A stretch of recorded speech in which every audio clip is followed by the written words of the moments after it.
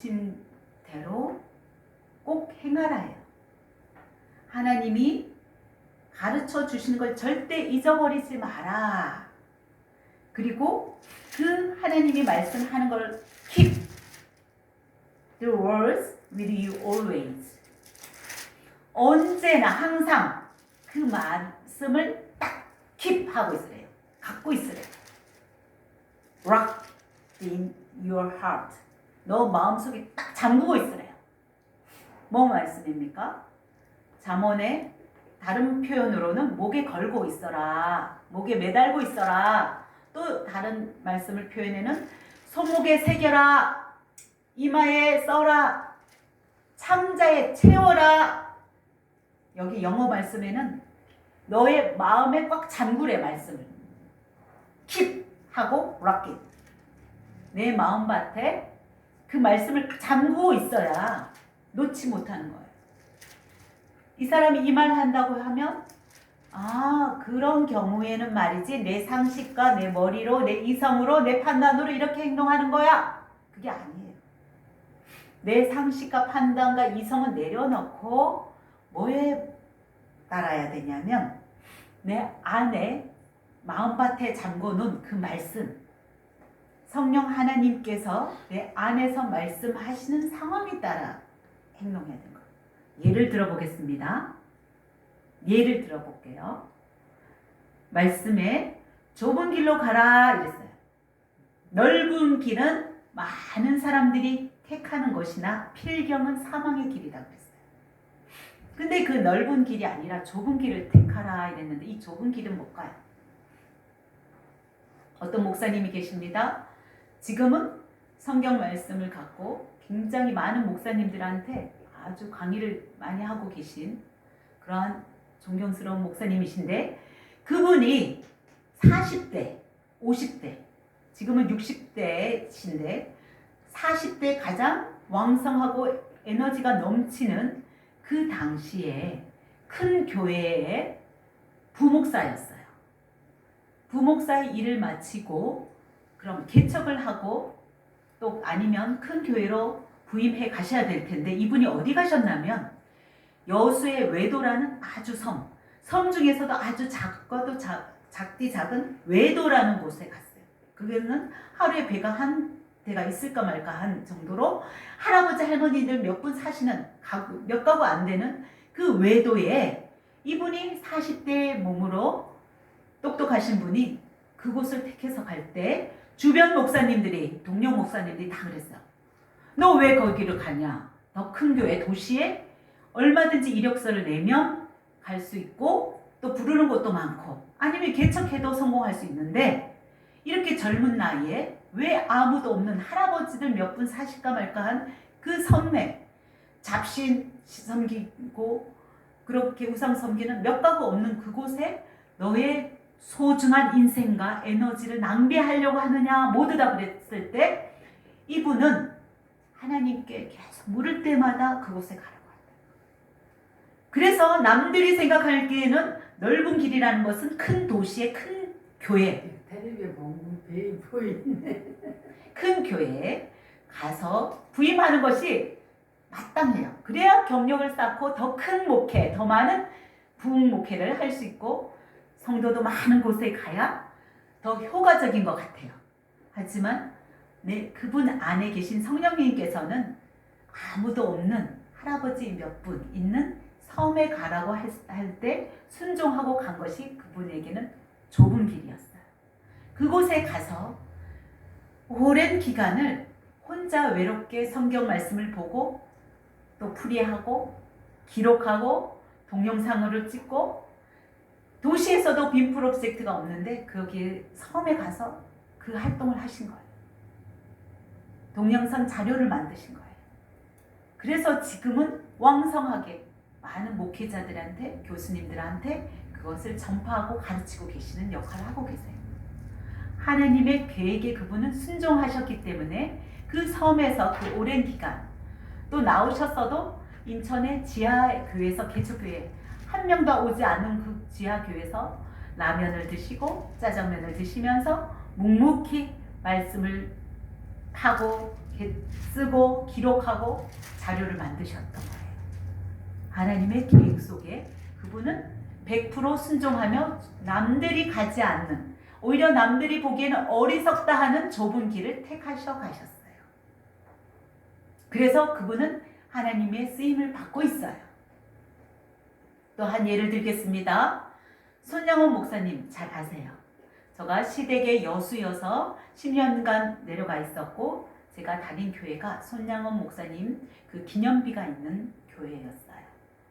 그 손양원 목사님이 여순 반란 사건에서 두 아들을 공산당원들한테 죽임을 당했던 거죠. 그리고 그 이후에도 이분이 공산당원들이 이분을 교회에 와서 목사를 죽이려고 이렇게 하기 때문에 교인들이 목사님 피하세요. 한 달 반만 여기 배를 준비해 놓았으니까 잠깐 피신해 계세요. 그러면 나중에 한 달 반 뒤에 2달 뒤에 목사님을 다시 모시겠습니다 하고 교인들이 배를 준비해 놓고 피할 길을 간청을 했지만 목사님이 하시는 말씀, 내가 교회를 버리고 어디를 가냐, 내가 양을 버리고 어디로 가냐, 나는 교회를 지키겠다, 내 양을 지키겠다 하시면서 부인하지 않으셨어요. 예수 그리스도를 부인하지 않으시고 순교당하셨어요.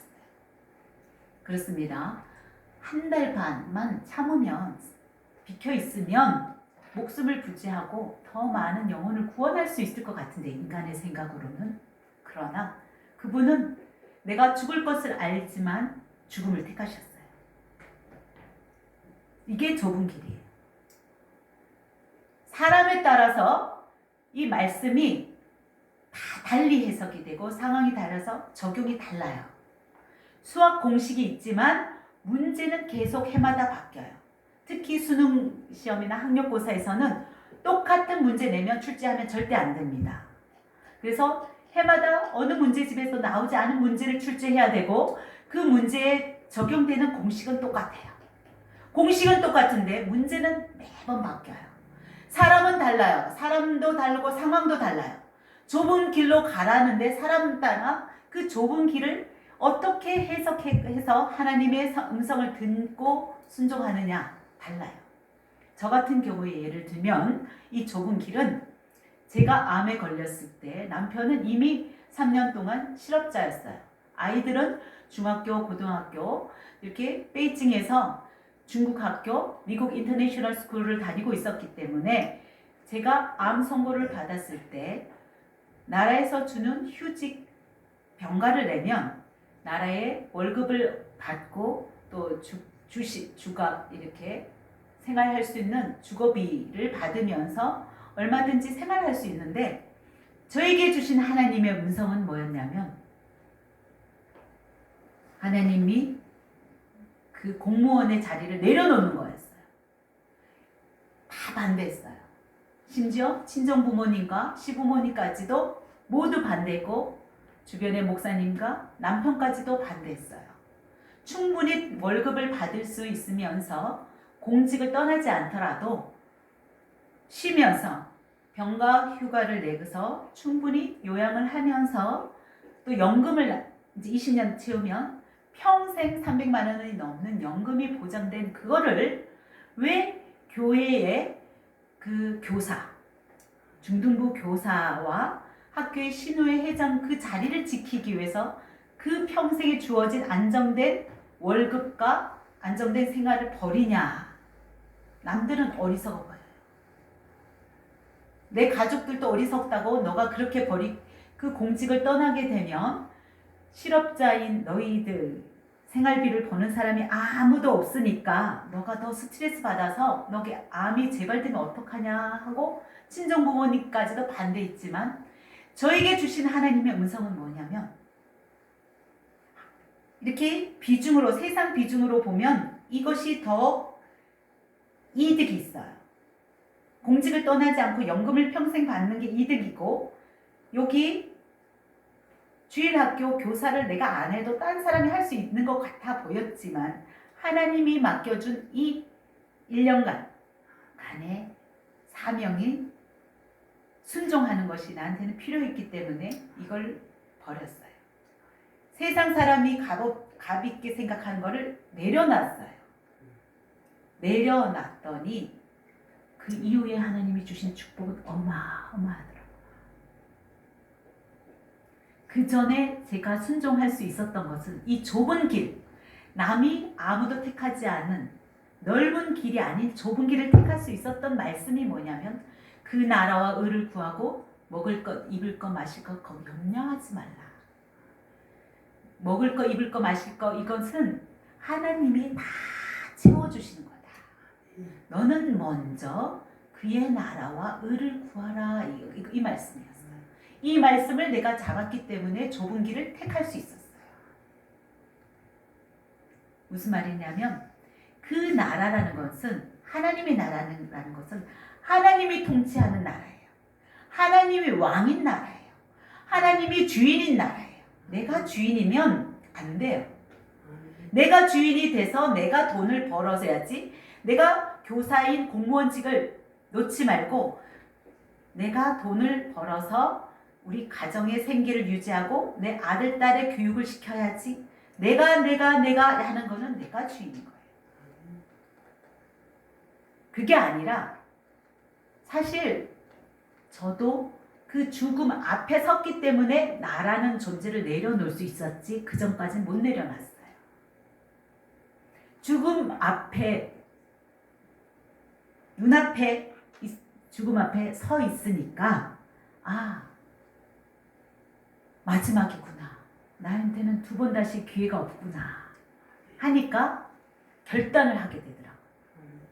하나님 앞에서 내가 평생 말씀을 많이 외웠는데 주일 성수 많이 하고 봉사 많이 했는데 내가 하나님 앞에 내가 바로 살질 못했구나. 하나님 말씀에 순종하고 산 게 아니었구나 깨닫게 되니까 이제는 하나님 말씀대로 한번 해보고 싶은 거예요. 하나님 말씀대로 해보고 싶다. 마지막 내가 몇 시간이 남았는지 모르겠지만 며칠 살지 모르겠지만 하나님 말씀대로 한번 순종해보자 해서 내려놓을 수 있었던 거예요.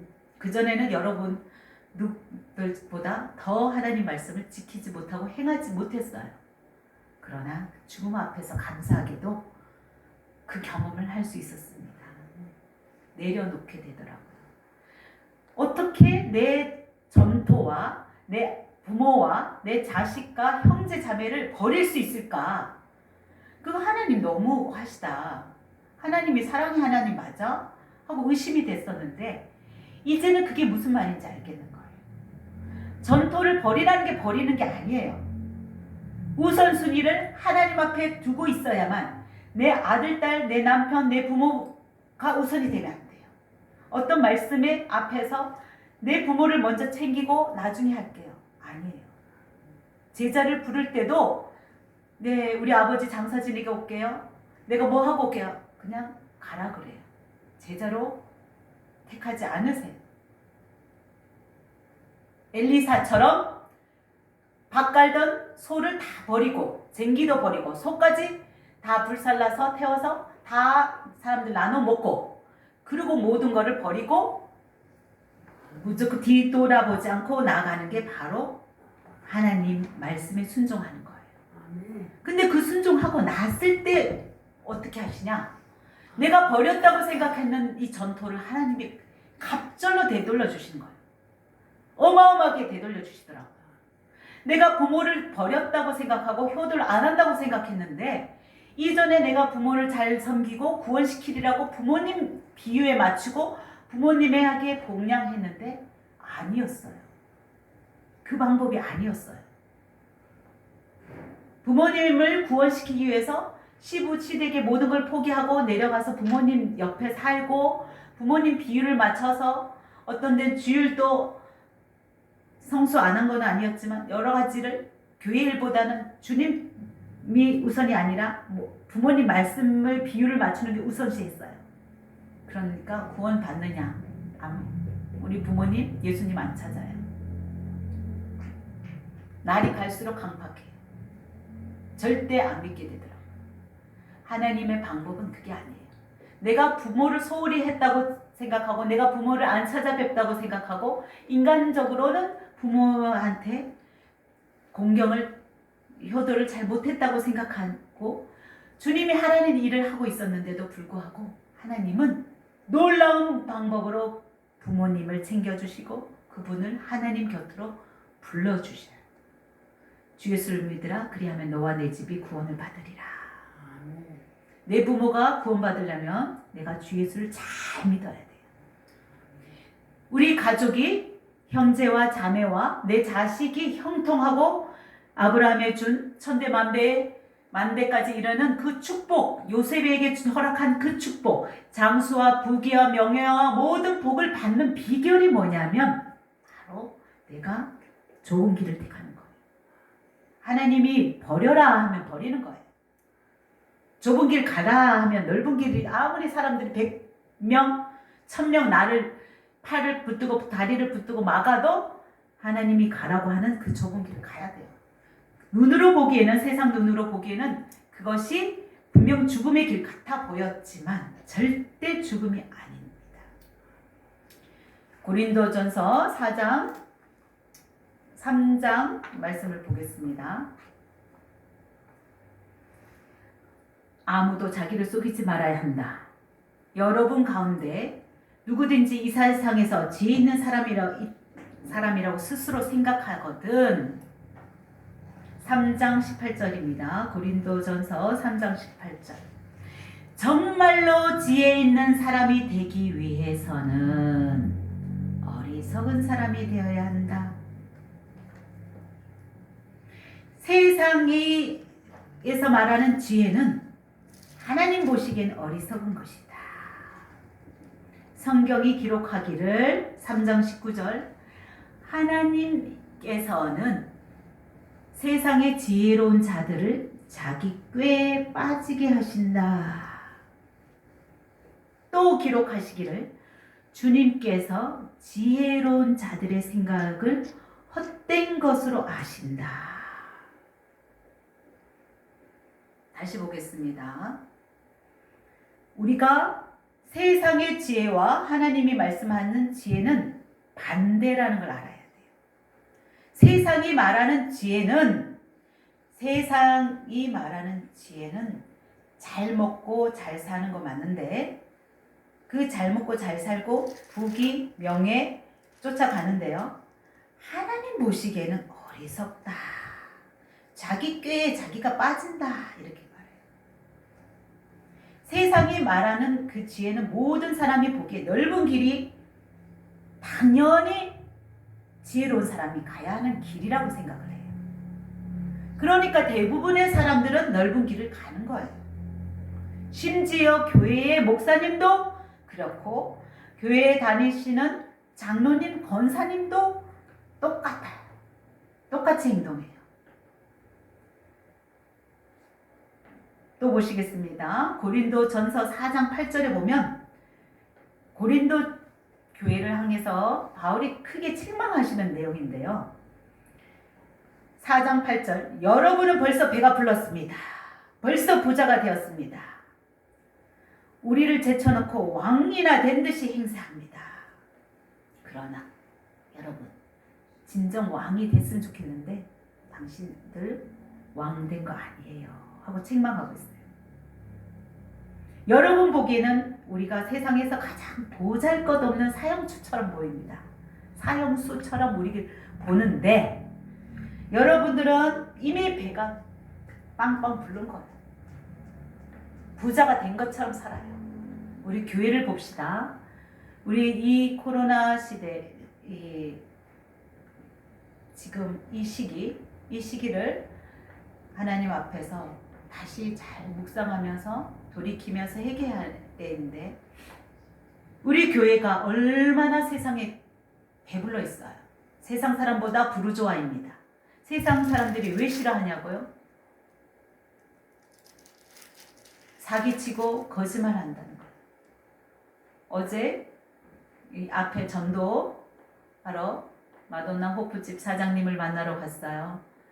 그분 얘기도 본인도 순복음 교회에서 열심히 신앙생활 했고 아이들도 아멘 아멘 잘하던 아이들이었는데 그리고 오빠도 동생도 목사, 권사, 장로 많다는 거예요.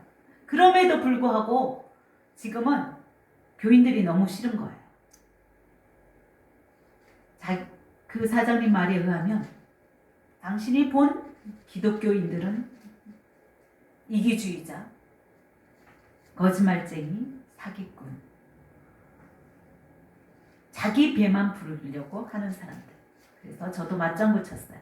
맞습니다. 우리 시아버님도 평생에 사업을 하셨는데 늘 장로님들한테 사기당해서 우리 아버님도 장로님이 믿는 그런 교회는 절대 안 나가신다고 지금까지도 말씀하고 계십니다. 여러분은 벌써 배가 불렀나요? 여러분은 벌써 부자가 됐나요?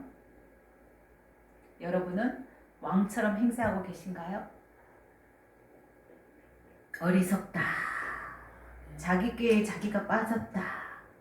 자기가 지혜인 것처럼 생각하지만 하나님 보기에 헛되다, 어리석다, 자기 꾀에 빠져서 너무 어리석은 자다 하고 말씀하신다. 다시 우리가 하나님 앞에서 정확히 살고 있는지 되돌아봐야 됩니다. 성령 하나님께서는 우리를 의롭게 살게 하시면서 죄를 깨닫게 하세요. 동시에 심판이 준비되어 있는 것을 알게 하시는 분이 성령님이에요. 성령님은 진리라고 말씀하셨는데 이 진리이신 성령 하나님께서 다시 말씀드려서 죄를 깨닫게 합니다. 의롭게 살게 합니다. 심판이 있다는 걸 알게 하십니다. 고린도전서 3장 10절부터 쭉 내려봐도 그 기초가 되신 예수님 위에 그 기초에 우리는 금이나 은이나 보석이나 나무나 풀이나 짚으로 각 사람이 집을 짓는다고 해요. 집을 짓고 그에 따라 각 사람의 업적이 드러날 것인데 심판의 날, 그날에 환히 보여줄 것이다. 3장 13절입니다. 고린도전서 3장 13절. 그 각 사람의 업적이 그날에 불에 드러날 것이다. 불이 각 사람의 업적이 어떠한지를 검증해 줄 것이다.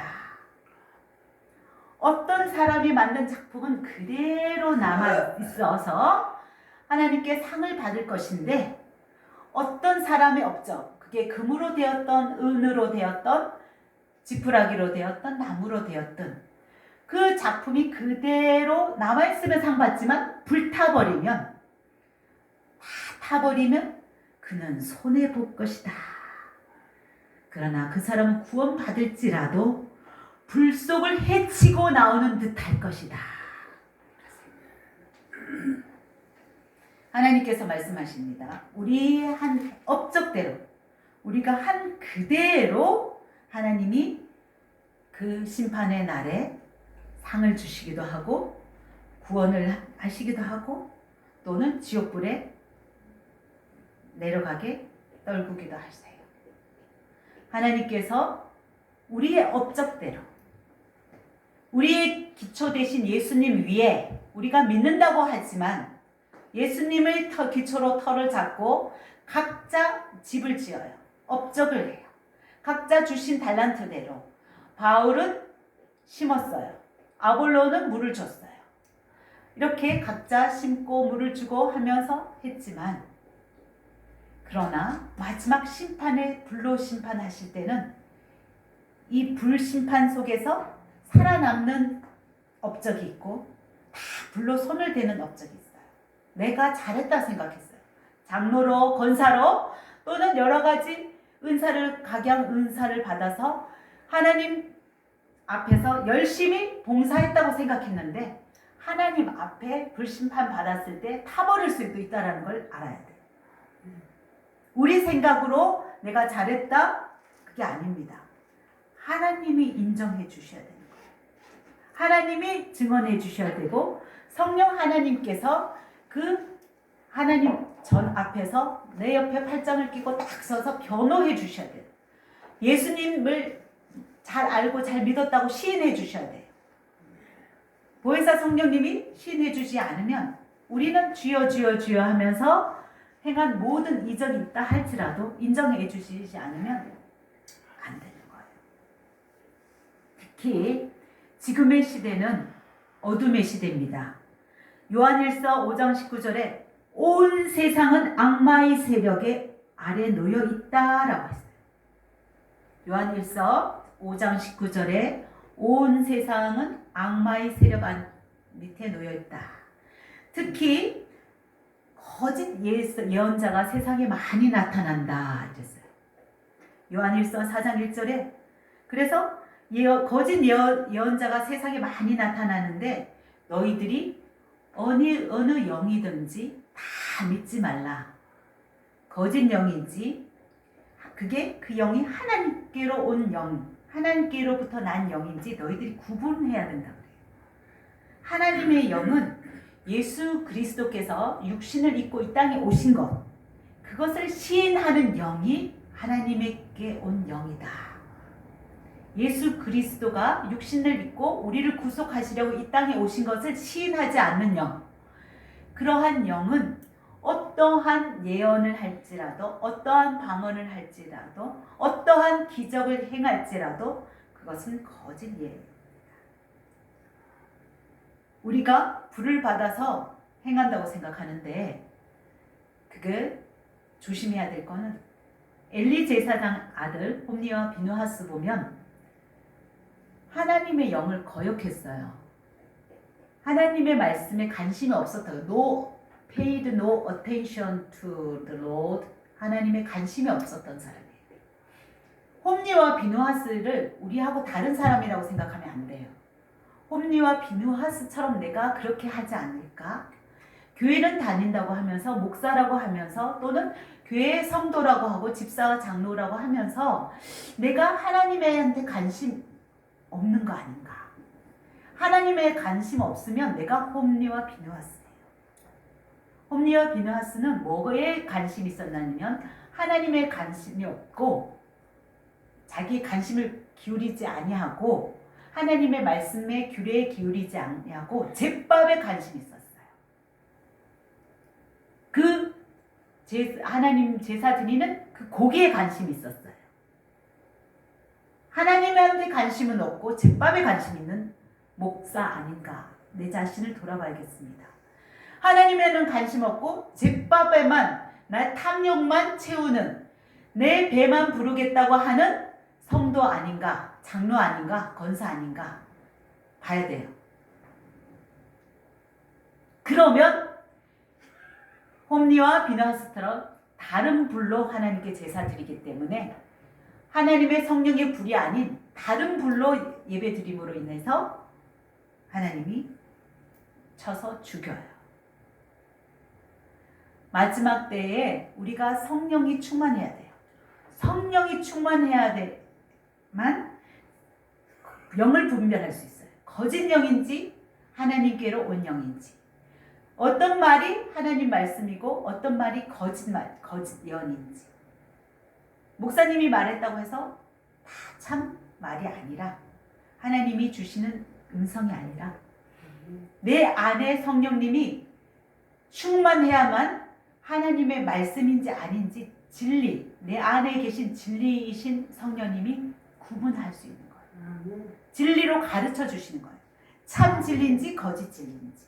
아멘. 그렇습니다. 그래서 내 안에 성령의 불을 꺼뜨리면 안 됩니다. 소멸하지 말라 그래요. 지난주 주일날 열처녀처럼 열처녀인데 기름을 준비하고 기다리라고 했는데 다 졸았다고 했어요. 그러나 5처녀는 기름이 떨어지지 않았어요. 이 기름은 성령의 불로 생각할 수 있어요. 평소 우리가 성령 충만해야 돼요. 성령의 말씀에 따라 순종해야만 우리 안에 계신 성령이 일하시고 충만해 줄 수 있는 거예요. 성령이 말씀해 주시고 가르쳐 주셨는데 순종 안 해. 거역해. 거역하면 성령님을 소멸한다 그래요. 하나님의 말씀, 내 안에 진리이신 성령님이 가르쳐 준 좁은 길로 가려 하는데 계속 좁은 길로 안 가고 넓은 길로만 택해서 불순종하면 내 안에 성령님이 어느 날 싸그러져 식어버려. 더 이상 말씀 안 해. 소멸되는 거예요. 또 성령님께서 내한테 일을 하는데 성령님이 그 일을 거스르는 자가 있어요. 야, 이거는 아니야 하고 거스르면 하나님은 그것은 영원히 용서할 수 없는 죄라고 했어요.